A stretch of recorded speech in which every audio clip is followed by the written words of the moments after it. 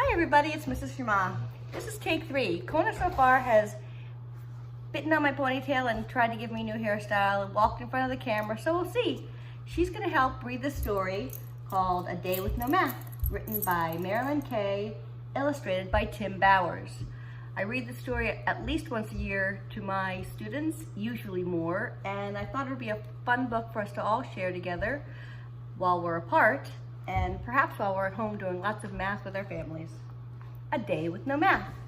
I'll try to scoot in closer as I read so you can see the pictures. Oh, and as we read, see if you can see examples of math throughout the story on all the illustrations. Sam went to his room. He read a comic book. He played a game. He looked at his stamp collection. Then he yawned. He washed up and brushed his teeth. "Good night, MC," he said to the toy lion sitting on the bookshelf over the desk. "It's time for bed." Sometimes, when no one else was around, Sam talked to MC, of course. Being a toy, MC didn't talk back to him. Crawling into bed, Sam thought about the math homework he hadn't done. "I don't care," he said. "I'm sick of math." Who needs math anyway? I wish there was no such thing as math. He pulled up his covers and gazed across the room at MC. "Wouldn't that be great, MC? No more math, no numbers, no adding, no subtracting." He reached over and turned out the light. As he was falling asleep, he thought he heard a voice. "Your wish is granted." "That's crazy," he thought sleepily.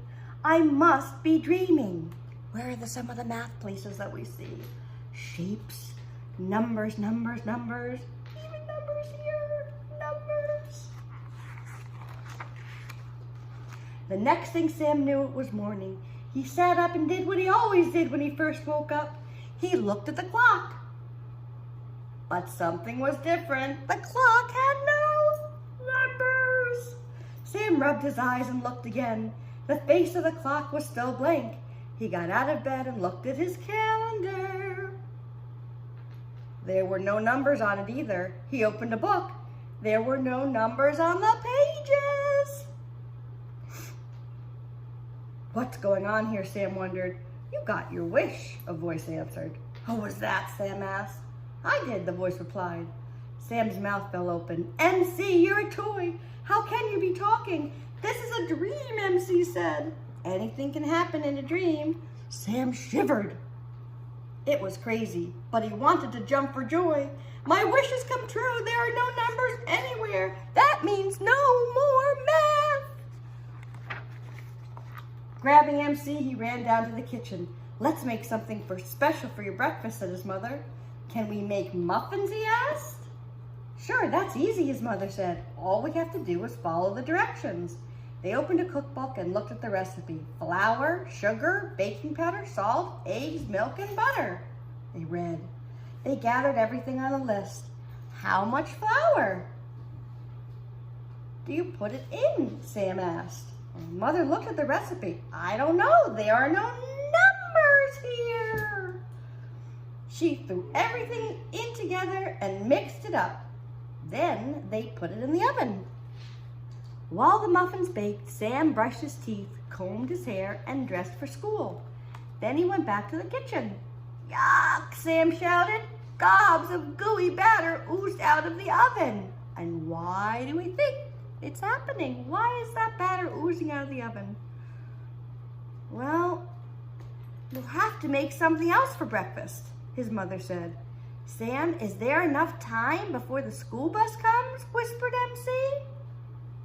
Where's MC looking? At the clock on the wall that's missing its numbers. Sam looked at the clock on the kitchen wall. "I don't know." Then he heard a familiar sound. He hurried to the window and looked out. "Oh no," he yelled. "There goes the bus!" Because he didn't know what time it was. Carrying MC, Sam ran all the way to school. Sam hoped they wouldn't be late for science. The class had planted bean sprouts and they measured them every morning. When the sprouts were 5 inches tall, they would plant them outside. Out of breath and panting, he tore into the classroom.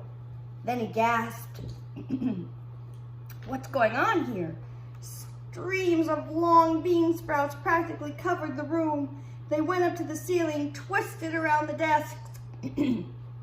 Take your seat, Sam, Mrs. Parker said. Sam could barely find it. I wonder if we'll plant the sprouts today, Sam whispered to MC. They must be tall enough. How do you know? MC asked. Sam reached into his desk for his ruler. Then he frowned. The ruler didn't have any numbers on it. No numbers. There was no way to know if the plants were 5 inches tall.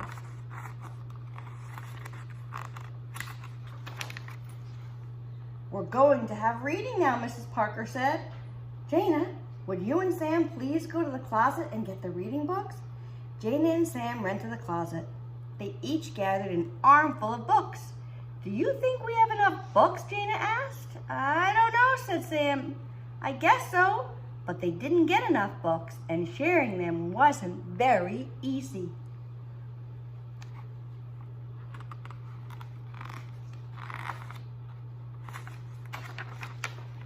After they finished, Mrs. Parker said, we can have art now. Sam's stomach was growling. He raised his hands. Is there enough time for art before lunch? I don't know, Mrs. Parker said. Now, class, would you like to draw or work with clay? Let's use clay, Sarah called out. I want to draw, Joe said. Clay, Sam yelled. Drawing, Jana yelled. Everyone was saying something different. We should vote to make a decision, Mrs. Parker said. But no one could count the votes. I'm too hungry anyway, Joe said. The whole class agreed. Me too, I'm starving. But when the class arrived at the cafeteria, they were so late that all the food was gone. There weren't even any apples left. This is terrible, Sarah complained. I always eat an apple at lunch. Oh well, Sam said, it's time for recess. So they couldn't make any tally marks or numbers for voting, and they didn't know what time it was for lunch because, again, there were no numbers on the clock. When they went outside, Jana said, let's play kickball. I'll be captain of one team, Sarah announced. Joe can be captain of the other. We'll choose sides, the team gathered. Does this look right to you? MC whispered to Sam. Sam scratched his head. Not exactly, but I don't know what to do about it. The game wasn't much fun. What's the score? Joe asked. Who knows, Sam said. There's no way to tell.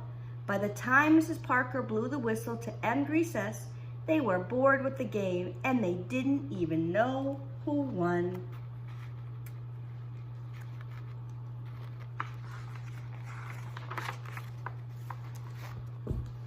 Finally, school was over for the day.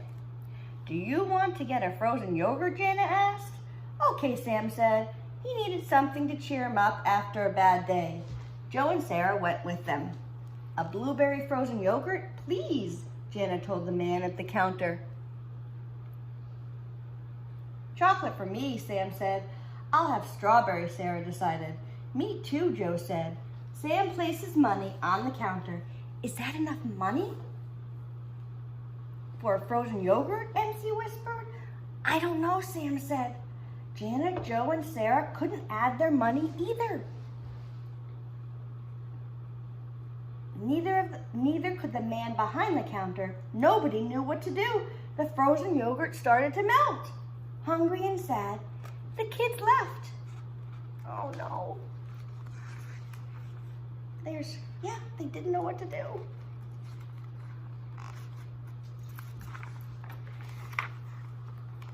What a terrible day, Sam said to MC when they returned home.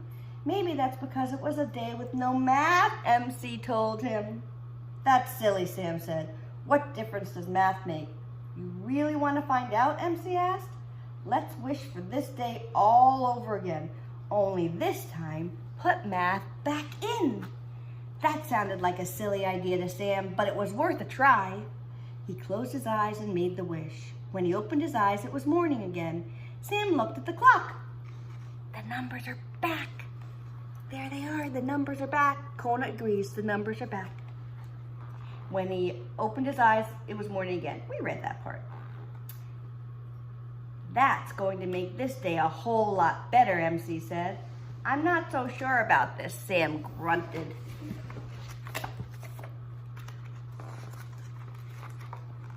They went to the kitchen.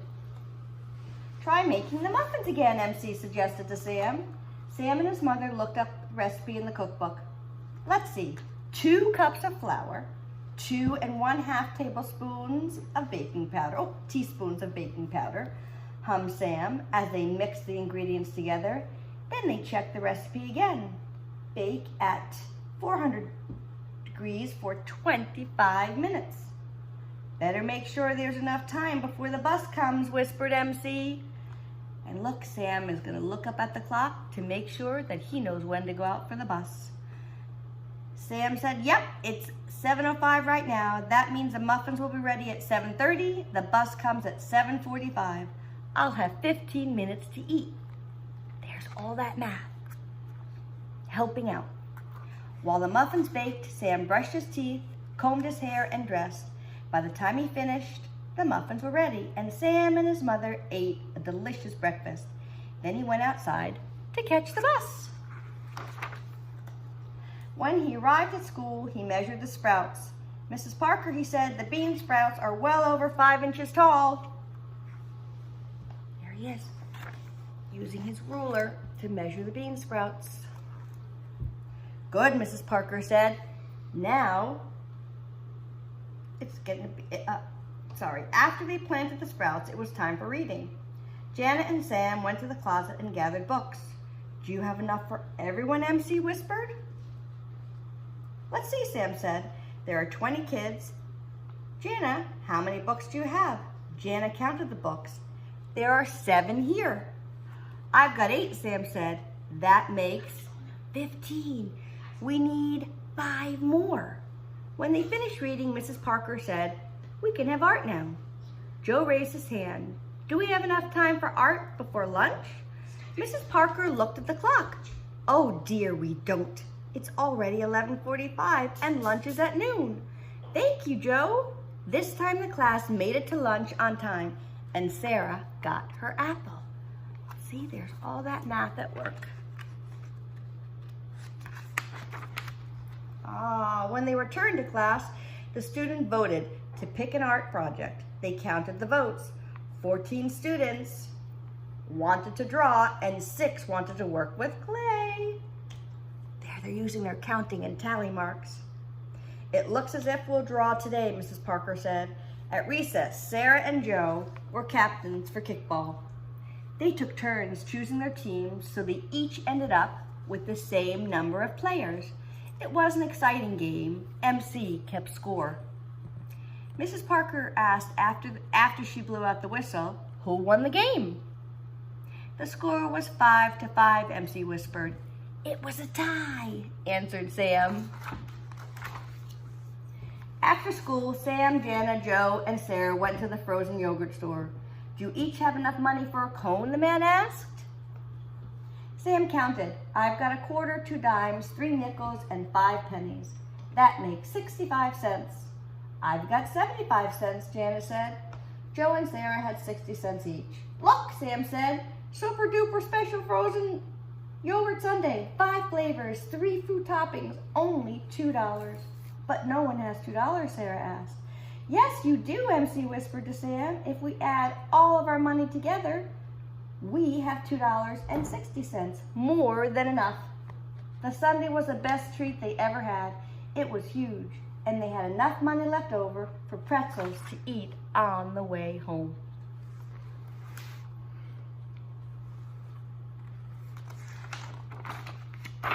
That was great, Sam said to MC when they returned home. What a terrific day.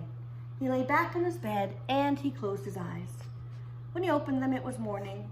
I thought that day was too good to be true, Sam sighed. It was just a dream, like the first day.